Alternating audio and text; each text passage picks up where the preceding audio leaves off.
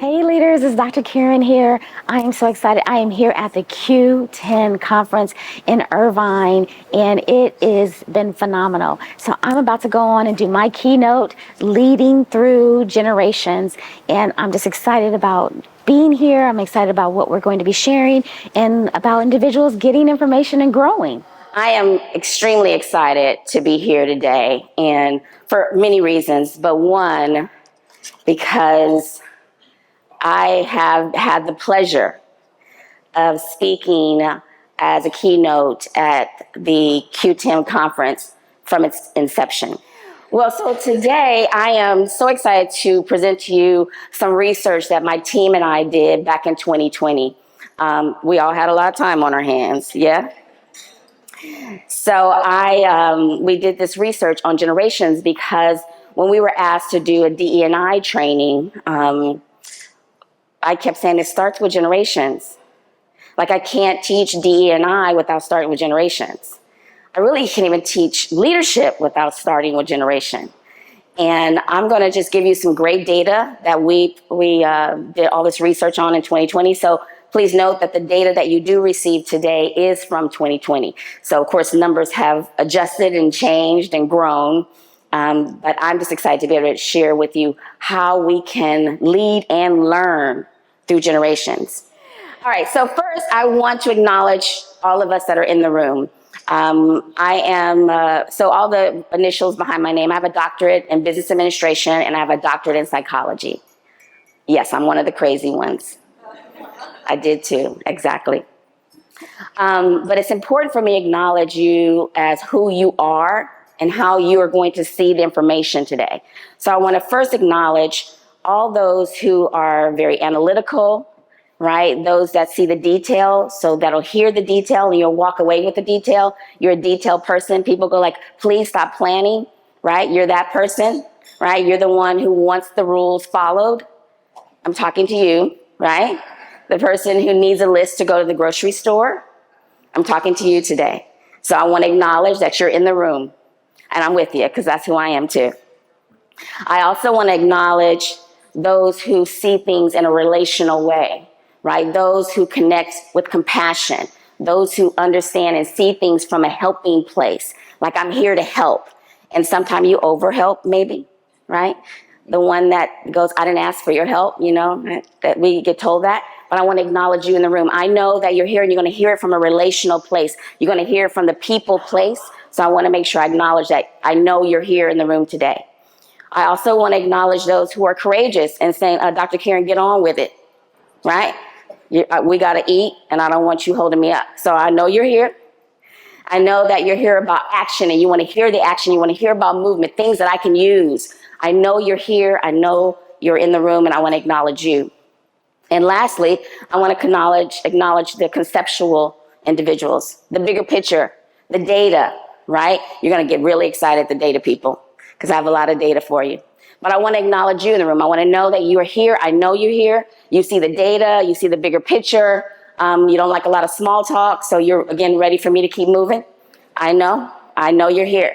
So I want to first just acknowledge in the room. I think it's so important that I want you to know that I know you're here. And I know that you all are going to receive this information that I'm sharing with you differently, right? But that's the beauty of diversity, that we all see it from a different lens. And I wanted you to acknowledge that today. So my why for being at TLC, for being at Q10 is all the same, right? My why is I'm here for you. Now you all got some great information. My Texas just came out. You heard the you all? Texas just showed up in the room. Yeah. But you got information, and all the information you're getting is for your students or for you as administrator. Like you're learning how we support our young people.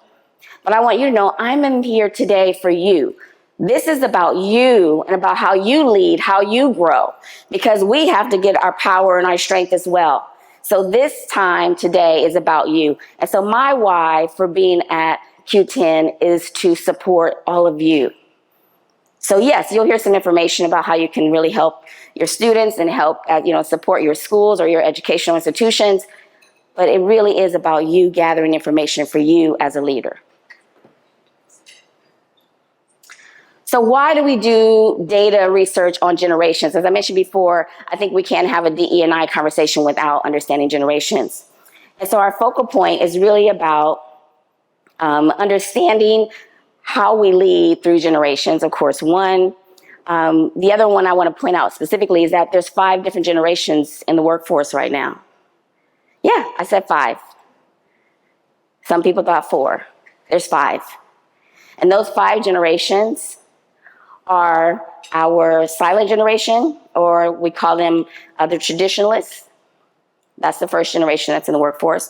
Our second generation is our boomer generation. They're working. Then our Xer generation is working. Our Z generation is working now.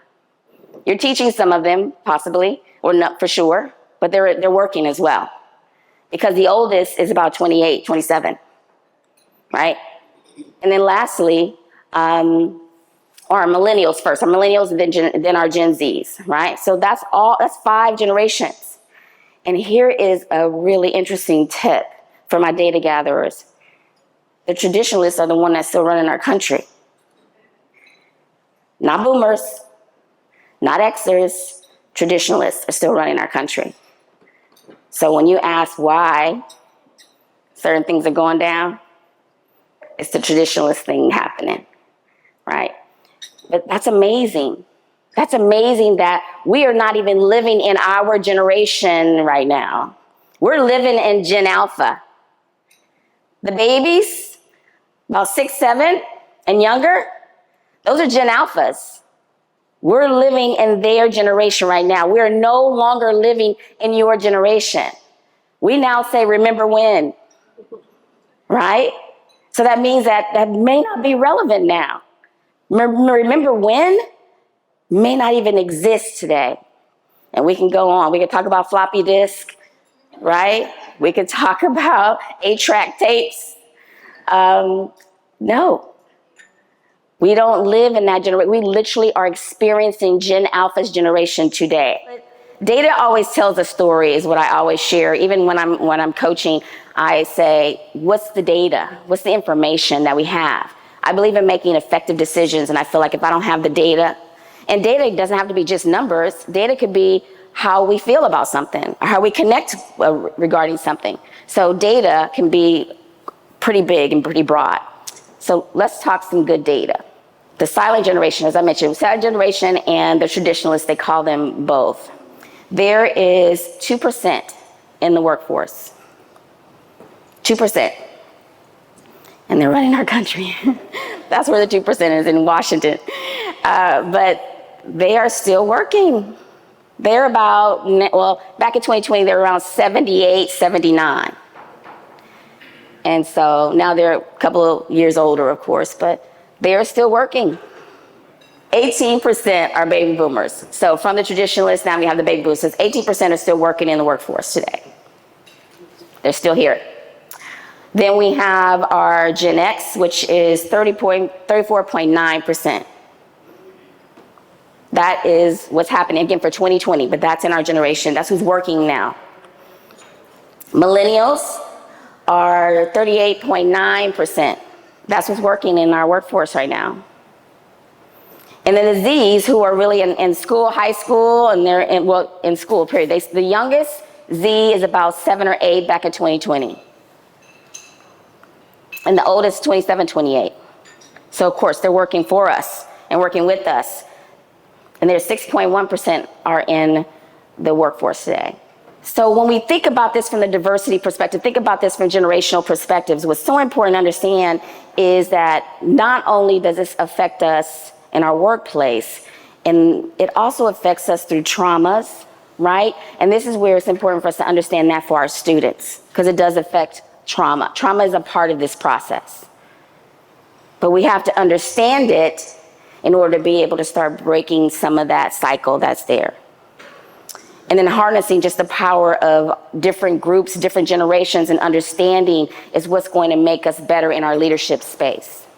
And so when we have these fixed mindsets in these kind of outer spaces, that's what stops the circle from closing. See, I just solved diversity right there, right? But it's about how do we close a circle? But our fixed mindset stops us from closing the circles. So if we shift, the circle will shift. These circles will start becoming one if we shift our thought process, shift how we see our generations, what we've brought from those generations that are not really effective or not even healthy, acknowledging that they're there, but then working towards how do we shift them. Change to me is a very stagnant and strong word, because when I say change to individuals, something goes like, ooh, I don't know about change. But when I say just shift, I'm just asking for one step to the side, right? Not a drastic change all the way over here. But when we just take shifts, as we continue to shift, we get to the place of where now we're in a better place. And so this is really about how do we close this circle, but the impact is due to the fixed mindsets of all of those that I acknowledge in the room, right? We all have very fixed mindsets about certain things. Awareness allows us to challenge those mindsets. All right, so we talked about the traditionalists. So traditionalists, a silent generation from 1925 to 1945. So this generation, what was their core was about dependability, straightforwardness, tactfulness, and loyalty. This is where they come from in their workspace, in their lives, right? Someone that could talk about 1945, this is what was their focus part, and what shaped them. Think about this, the Great Depression shaped this generation. The World War II, that shaped this generation. Radio, right? And they say, radio and movies, but we're talking some of them black and white. It wasn't color. And there was one TV, if there was a TV in the house. But remember, these are individuals that are still in the workforce. And these shaped this generation. And so this information is coming forward, right? It's coming forward to us in our educational space, in our spaces, period. And it's something to be taught, right? There's something to learn, but also there's things that we must release. Because if we keep bringing them forward, we struggle. So they were motivated by respect, recognition, right? The golden watch era, the boomers too. I mean, I don't know if there's many golden watches given out anymore for retirement. Let's talk about the boomers.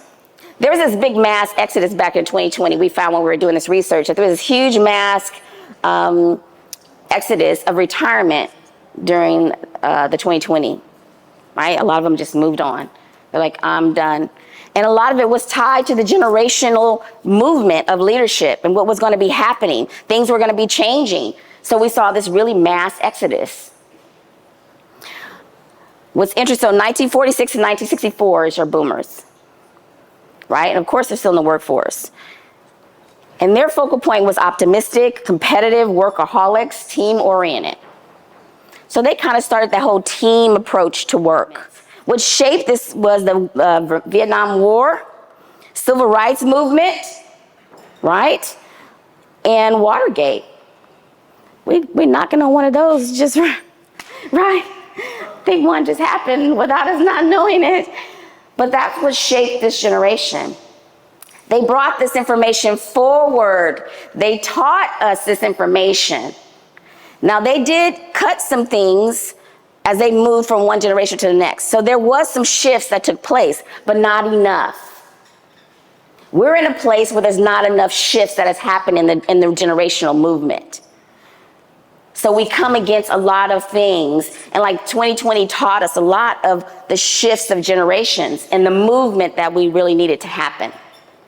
So the Gen X, which is 1965 to 1980. Now, this generation was the one that says, I am going to cut some stuff. And one of the things that was really important about this generation is that it cut corporal punishment. Like, we stopped beating our kids. Y'all heard me. You know what I just said. The spankings stopped. Majority of the spankings stopped.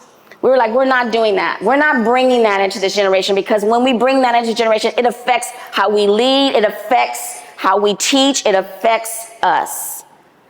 So we stopped bringing that forward. That was one of those shifts that happened in the Generation X space. Flexibility, informal, skeptical, very, and independent. Like, this is where all of the entrepreneurial things start kicking off. This is where I'm gonna have my own business, I'm gonna be my own boss. Because they didn't want the gold watch. Even though we had the parents that were saying, get a gold watch, just go get a good job at the post office, right? And you're gonna be fine. But that shift was necessary with the Gen X. They had to say, no, we gotta do something different, because we no longer live in their generations. We can't lead from that place. We cannot teach from that place. We really cannot keep moving forward if we stay with some of the things that were happening in that previous generation. This is where the pushback of work-life balance happened, right? I need some more vacation time. That's where this came from. So you see some gradual shifts, right? We see there were some gradual shifts in how we grew, how we lead, how we did better. But there was still a lot of fixed mindsets still stuck in that space. Because the Gen X kept not so much the loyalty piece, but kept the part of like, we gotta get to work on time. You gotta be there on time, you can't be late. The rigidness was very much in this space, with the flexibility at the same time. So they carried a lot of that forward from the other generation. Millennials. Now I'm here to say to you all, those who are millennials in the room, I appreciate you 100%. But I wanna say to those who are not millennials, we can't keep saying, oh my God, these millennials. Like, we can't keep doing that. We cannot label them like that. They are one of the pushers. They're the big pendulum swing for us. They're the ones who look, I really think they somehow wished upon COVID for us. They got COVID to make us be able to work from home. I think they're the ones who there was some conspiracy of the millennial generation to go like, we're gonna figure this out, we're gonna work from home. You're empowering them. But we do have to stop saying, oh my God, that millennial. And the reason being is because they have made, to me, the biggest shift through this data. They shifted, and I'm telling you, they had to be a parade that we didn't know about. The parade of like, we told y'all we was gonna work from home. It was that kind of parade. But it shifted how we saw work, how we saw leadership, how we led people. This shift, right? Competitive, civic, and open-minded, for sure, right? Achievement-oriented. So they took the good parts of the Xer and pushed it. And they took work-life balance to a whole nother level, right? They decided, if I don't like this job, I'm leaving. Now, the Xers, right? We were like, no, we gonna stay. We don't like our boss, but I gotta stay. I gotta have a good job. I got a family. I got blah, blah, blah, blah, blah. Look, the millennials like, I don't know, family. Y'all better get a job too, because I am quitting today. They created the silent quit. I was like, the silent quit? You can just like be quiet and just quit? I was like, man, I wish we thought of that. We put up with so much, right? But they are the pendulum shift of helping us as we grow through leading in our generations. They have taught us something, and they are more to teach us. They can teach us things. The Gen Zs, now the Gen Zs is taking it to a whole nother level too now. So the millennials, you thought the world was turning with the millennials? The Gen Z's like, I'm gonna live with my parents. This whole concept of buying stuff, y'all don't get me caught up in buying stuff. You know, the American dream of having a house. They got one. They got one. They gonna die. Then I'll have one. They want meaningful work. They want meaningful things. It's almost like it's kind of a transitioning back to like the 60s almost. Like they really about, they don't need all the materialistic things. They do want to learn, they do want to grow, but they want to do it from their space. They don't want a dictation of what should be. They are much freer in seeing the world from a much different space. And I am excited to know that when they get to the point when they are leading at the higher levels and they're older, that our world would be a lot differently. It'll be a lot different. Because they will have broken a lot of those cycles from the generations to come that have come from. You know, with shaping, I mean, this crowd, you put a dial-up sign in front of them, they'll know what, remember the dial-up from the modem? Don't act like y'all don't know, come on now. I know who's in the room. Remember the dial-up sign when you were trying to get on the internet? Play that to a Z and see if they do a puppy dog at you. They were like, what? What is that? What is that? I saw on social media, they put some Z's in front of a telephone, the dial phone. And they told them you had a certain amount of time to dial, to call, use this phone to call this phone number. You should have seen them too. You gotta look it up. Those two were looking at the thing first, and one kept pushing it up and then letting it go back. Never took it all the way. You know, they didn't notice that little scoop that your hand had to hit it, right? It was hilarious. One he would dial the number, then he would pick it up and put the receiver back down.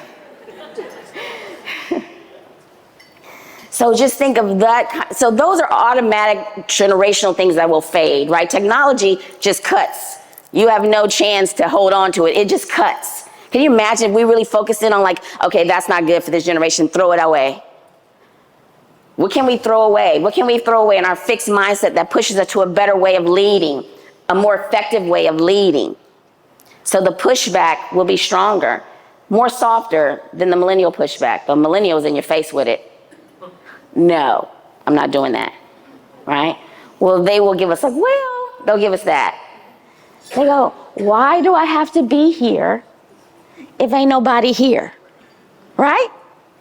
Why do I need to come in at 9 when nothing don't happen, and as they would say, pop off until 10, right? Why?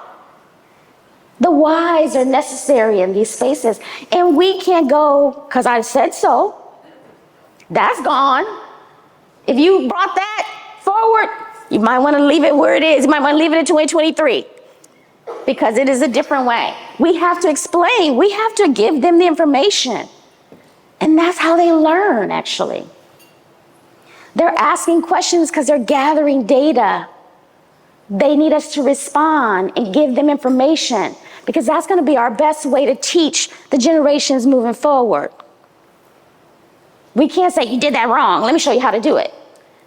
They're not receiving that. They don't, you know, when they say they do stuff and we roll our eyes, they don't care. I remember when I would roll to me from a previous supervisor, I'd be like, oh my God, my life is over. They don't care. They're like, it's your job to teach me. It's your job to make me better. So it's about building the awareness. I gave you the data because we know we got to build our awareness around how we lead. How have our generations kind of stagnated us? How did all that focus in on not shifting us enough? So you probably all are digging in your emotional bags right now looking for stuff. I recommend it. About how do we lead. Awareness is extremely important. We must be aware. Emotional intelligence, the first personal competency is awareness for a reason. And he's not just saying being aware that we're all sitting here in this room today, but being aware of how are we more intentional, being aware about how are we being effective, not right. Not right. Because right and wrong are relative. Because right today could be wrong tomorrow. But how are we being effective in our leadership? How are we being effective in how we communicate? So this all leads back to growth mindset. You hear me talk about fix, but fix, there's a growth piece. And so we have to look at how do we challenge us in the more growth mindset place, challenging our thoughts about things, challenging our way of doing things, challenging how we may see it, and just check and see, are we seeing it from a perspective of growth and not from the perspective of fixed. Tradition is good. It's the fixed pieces that we don't want to bring forward. We want to close that circle. We want to close that circle of D, E, and I. So we have to be able to be okay with all of this. We have to figure out where we shift with all of this, which ties into how we do it in the growth mindset. Did you know there was levels of listening? Oh, I'm going to get you now. There are levels to listening, and that's a huge part of our leadership and growth, especially in the generational space. Now, we all usually teeter around 1 through 3, right? So that first one is about you're talking to somebody and they're going, yeah, but. How many of us do that? That means you're not listening. That means you're actually ignoring. How about the ones when the double Dutch ones, right? Like I'm just waiting to get mine in, right? You talk, I'm gonna, right? Yeah, right? It's like, I know you didn't hear nothing I said. You too busy trying to get yours in. Number 3, I tell my husband he lives on the disagreement one all the time. I think he lives there in a selective, fathers claim they have selective hearing. This is what this means. So I say something, honey, oh, they're going to be building this. No, they're not. What? How do you know? It just doesn't look like they would. I just saw it. I just saw that they're building. So what are you telling me? And I tell him all the time, I say, oh, there you are in number 3. Yeah, I walk around telling him at home. Yes, I do. I use everything that I teach at home. All right? So he's walking around, no. I'm like, see, there you doing again. You're not listening. You didn't hear nothing I said. What did I say? Ooh, husbands hate that, right? Significant others hate that. Don't say, well, what did I say then? Because they stuck right here. They are not at 4 or 5. But in order for us to be effective in our leadership, we must be at that 4 and 5 level. We want to be at the level of listening where at least we're going to listen from the empathy of understanding you, right? Understanding what you're saying. I want to listen from the understanding space at least. But that last one is that not only do I want to understand, I want to come from where you come from. I want to listen from your generation and understanding what generation you're coming from as well as what you're saying. Because the perspectives are different. So part of this shift comes with how we effectively communicate, but how we effectively listen. All right, show of hands. How many are at 1 and 2 and 3? Just tell the truth. Tell the truth. We all do it. We all do it. Don't you tell me, oh no, Dr. Karen, I'm always at 4 and 5. I know better. Right? But we just have to look at how we do better. How do we shift that? How do we know we're doing it? And now you all gonna catch yourself doing it. Watch. You're like, oh man, she told me that. Now I heard myself say, but. I heard me. I said, but. Am I listening? Diversity of thought is that part of the shift. Diversity of thought says that there's so many different ways of seeing something. But this is what that generational shift happens. We have to be about, there's so many ways to see it. And the more open we are to diversity in thought, the better we're going to lead through these generations. We'll be able to have a new leadership language that focuses in on more how we operate, how they operate, how the generations see things, how we see things, and be able to collectively pull that together so we can be more effective. Embracing change, it just happens. COVID taught us that at a whole different level. And the pushback was there. I know in the educational world, I work with a lot of faculty members, and I had faculty at one point saying, I don't want to do online teaching. So then they got pushed into online teaching, and now they don't want to go back. Right? But we got to figure out where that shift is. Empowering the next generation. How do we teach them? How do we lead them without putting our fixed pieces of our generation on top of them?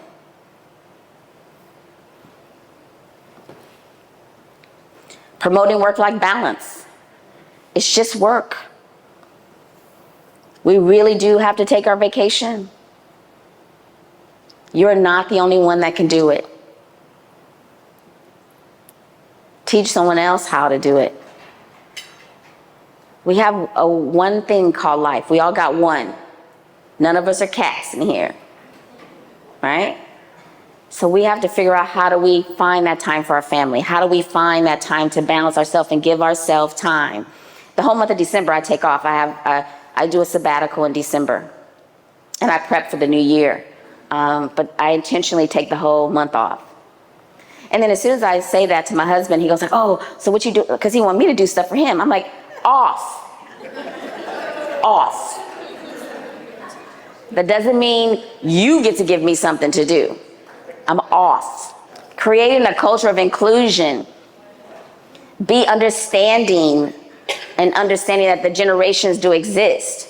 You know, we focus a lot on diversity from the place of race or gender, right? But generations, to me, is the biggest diversity out there. The numbers are huge. Millions, billions. Shifts. The role of technology is a crucial piece. We have to be aware of technology and understanding technology. It's a very crucial piece in how we shift and how we lead through generations, because it's only going to continue in advancement. Technology will. It's not going to stop. I'm waiting on a hovercraft because I'm going to get one. I'm getting one. Definitely getting one. I'm getting my license the moment they come out. Inspiring collaboration is the big part of this whole leadership piece, and how we do this through that means being able to communicate with each other and listen. Listening. And measuring success, right? Being okay with the small wins. Celebrating the small wins. Everything doesn't have to be a big win. Everything doesn't have to have fireworks.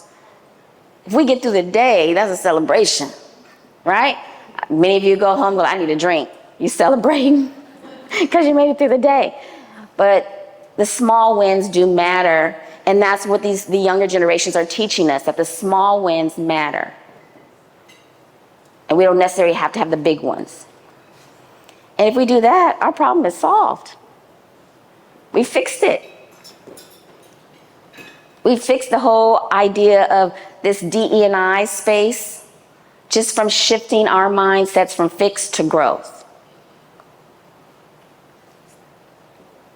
I have had a great time. I know I did a lot of talking, but I think this is the most important piece of our leadership, is understanding that we have 5 different generations in the workforce, 5 generations that we are interacting with daily, that are very active in our world. And if we don't understand how to lead from that place and understanding that that place is important, we're going to miss some really good opportunities to be effective in our leadership.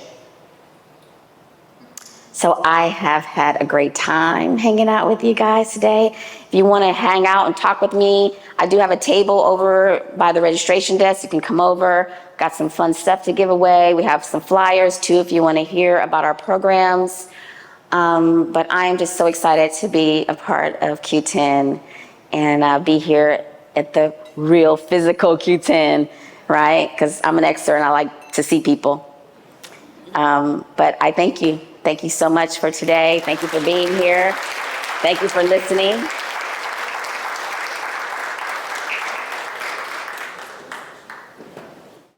Hello, it's Dr. Karen here. I am on site at a keynote that I just completed, and our focus is about creating emotional intelligent leaders. We want to add leadership in a different way. We want to show you leadership in a different way. And so we do that through one-on-one counseling and one-on-one coaching, as well as we actually do leadership coaching, leadership training. We do DE&I training. We do human resources training. Like, we do focus in on the business and on the individual as well. So I would love for you to come and be a part of our programs. If you want to have more information, please don't hesitate to just follow us or reach us at mkcircle.com. That's www.mkcircle.com. Or you can follow us on all social media platforms at MKCircle CEO Institute. It is time for you to start your journey, whether that is in a group or whether that's individual, with MK Circle CEO Institute.